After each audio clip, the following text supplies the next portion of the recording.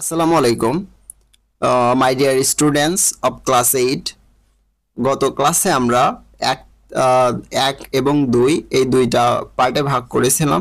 তারপরে আমরা এক এবং দুইটা কিভাবে অ্যান্সার করবে সে সম্পর্কে বলেছিলাম। আজকের ক্লাসে আমরা তিন তিন নাম্বার কোর্সের নিয়ে আলোচনা করবে। এটা হলো তোমাদের পরীক্ষার প্রস্তুতিমূলক ক্লাস। তো ক্লাসটি না টেনে সকলে শেষ পর্যন্ত দেখবে এবং তোমাদের জন্য একটি সুখবর আছে। সেটা হলো এই যে বোর্ড থেকে নির্দেশনা দেওয়া হয়েছে যে তোমাদের টিচার যতটুক শেষ করতে পারবে চ্যাপ্টারে সেখান থেকে তিনি পরীক্ষা নেবেন। অর্থাৎ তুমি যদি প্রশ্ন প্যাটার্নগুলো খুব সুন্দর করে বোঝো তাহলে পরীক্ষা তোমার জন্য খুবই সহজ হবে।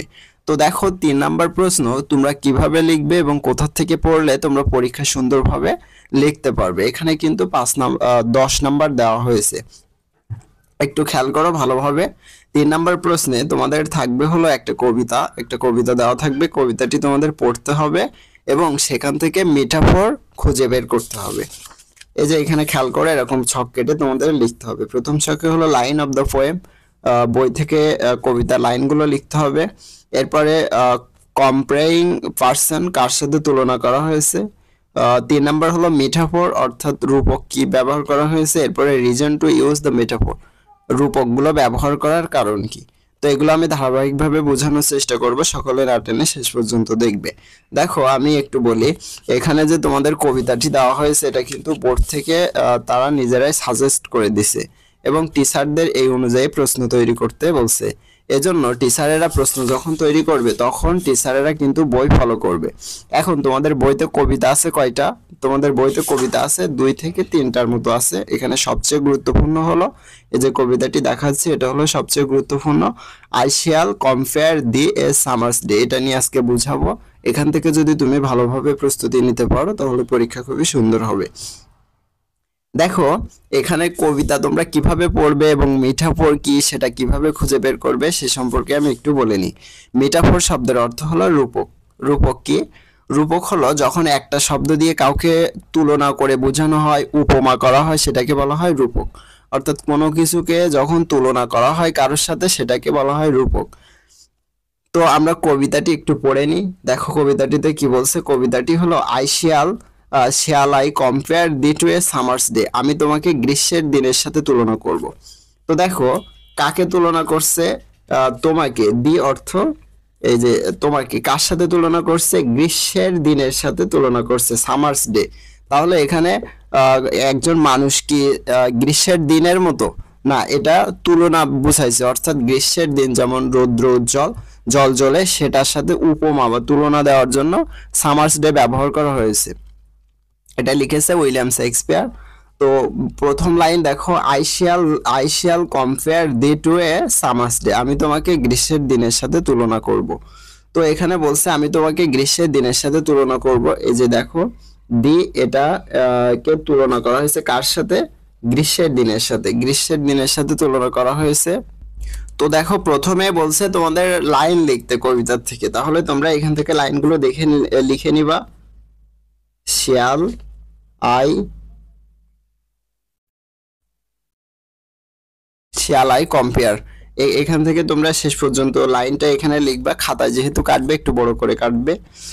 এরপরে বলছে কম্পেয়ারিং পার্সন, মানে কার সাথে তুলনা করা হয়েছে? থিংস অর্থ বস্তু, বস্তু বা কোনো ব্যক্তি। এটা কার সাথে তুলনা করা হয়েছে? যে দেখো দি অর্থ তোকে বা তোমাকে, এখানে আমরা দি লিখতে পারি। এরপরে বলছে মিঠাপোর, কম্পেয়ার টু, মানে এখানে রূপক হিসাবে ব্যবহার করা হয়েছে কি? এখানে কারো সৌন্দর্য কি গ্রীষ্মের দিনের মতো হতে পারে, কিন্তু গ্রীষ্মের দিন হতে পারে না। সামার্স ডে অর্থাৎ গ্রীষ্মের দিনের মতো, এটা কিন্তু এখানে রূপক হিসাবে ব্যবহার করা হয়েছে। তাহলে আমরা লিখবো মিঠাপোর কম্পেয়ার টু। তোমাদের প্রস্তুতি থাকবে, খুবই সহজ, শুধু একটু বুদ্ধি করে লিখতে হবে। Summer's day.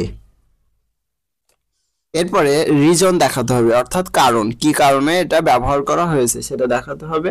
তো দেখো এখানে কিন্তু আহ, একজনের সৌন্দর্য বোঝানোর জন্য, যে তার সৌন্দর্যটা হলো গ্রীষ্মের দিনের মতো, এটা বোঝানোর জন্য সামার্স ডেটা ব্যবহার করা হয়েছে। তো আমরা লিখবো to compare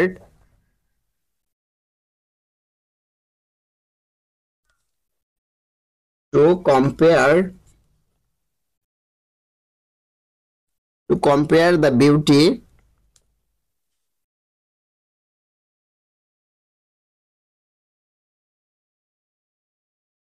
to compare the beauty of his beloved.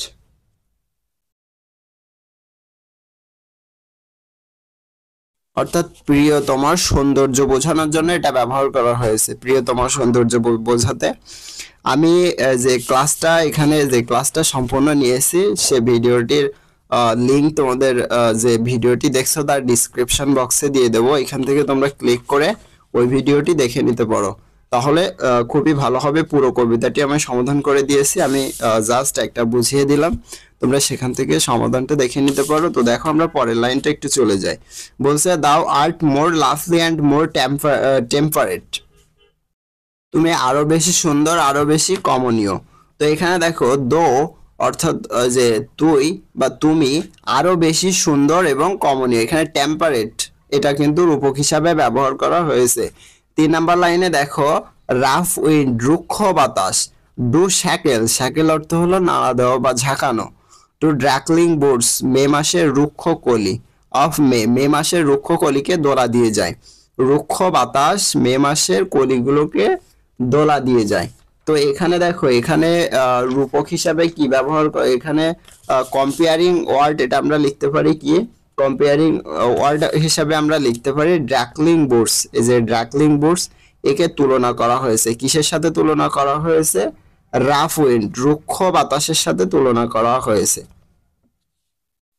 এরপরে এ সামার্স গ্রীষ্ম, লিজ হার্ড ওয়াল টু শর্ট এডেড, অর্থাৎ গ্রীষ্ম অতি স্বল্প সময়ের। এখানে লিজ অর্থ কি, লিজ অর্থ হলো কোনো কিছু ইজারা নেওয়া বা কোনো কিছু ভাড়াতে নেওয়া, যা অল্প সময়ের পরে যার একটা নির্দিষ্ট সীমানা থাকে এবং কিছু সময়ের পরে সেটা ফুরিয়ে যায়, অর্থাৎ সময়ের স্বল্পতা বোঝানোর জন্য লিজ ব্যবহার করা হয়েছে। তো কাকে তুলনা করা হয়েছে, কম্পেয়ারিং, এখানে আমরা লিখতে পারি সামার্স গ্রীষ্মকে তুলনা করা হয়েছে। মিঠাপুর রূপক হিসাবে ব্যবহার করা হয়েছে কি, লিজ, এখানে লিজ লিখবা। এখানে কারণটা তোমাদের দেখাতে হবে, কারণটা তোমরা দিয়ে দিবা, এখানে লিখবা যে টু কম্পেয়ার সামার ডিউরেশন, অর্থাৎ গ্রীষ্মের যে সময় এটাকে বোঝানো হয়েছে।